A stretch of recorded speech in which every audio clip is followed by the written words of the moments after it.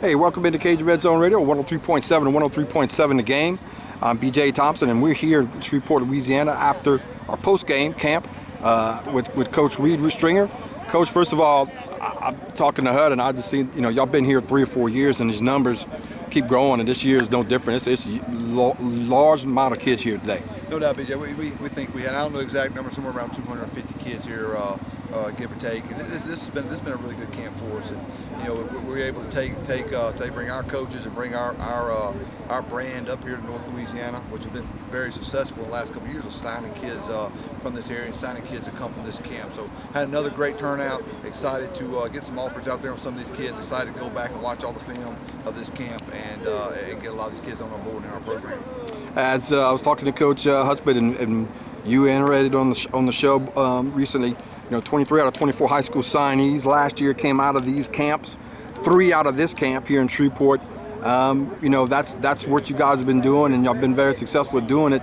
And unless something changes with these satellite camps, Coach, you guys are going to continue to do that. We're going to continue to do it, and we're going to continue to expand it as long as the NCAA rules allow us to do so. Because it's an awesome deal when you get to bring a kid into a camp and get to work with them, to see how they compete, see what type of skill sets they have, their demeanor on the field, see how they work with us or we work with them, and all those type of things are very important. That you can't get it just off film.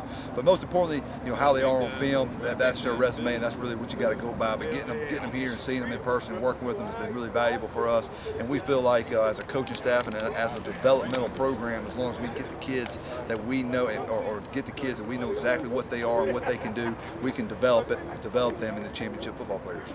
And Coach, before we let you go, Coach Husband brought up, and it's something that we don't discuss very often, but at the New Orleans camp and this camp as well, you guys had other staffs here to evaluate some of these kids. So it's not just about Raging Cajuns camp, it's also about opportunities for some of these other kids who may not get a shot somewhere else. Absolutely, that's what it's all about. Any staff, we've had Nicholls State, Central Arkansas, Mississippi College, Belhaven, East Texas Baptist. We've had a bunch of different schools the last couple of weeks because we want these kids to get evaluated. And that's what I tell kids before every camp. If you want to play football, you will have the opportunity to play college football. Everybody that was here today will have the opportunity, whether it be junior college or NAIA or professional football one day. You'll have the opportunity to play if you really love it and you want to be a part of it. So it's fun to get these kids out here to compete, trying to fight for scholarships, trying to fight for attention, and just loving to play the game.